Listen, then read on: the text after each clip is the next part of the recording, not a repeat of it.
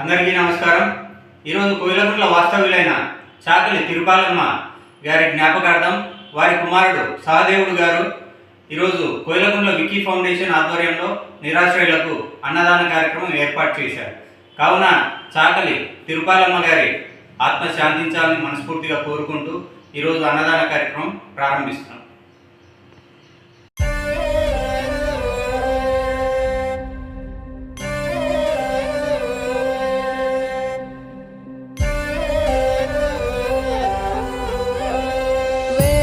అక్షరాలు కోటి పుస్తకాలు చెప్పలేని ప్రేమ అమ్మే కదా.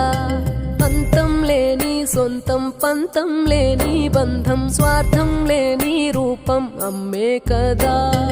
ఎంత నిండుగా నీడనిచ్చిన ఎండ తప్పని చెట్టే అమ్మ.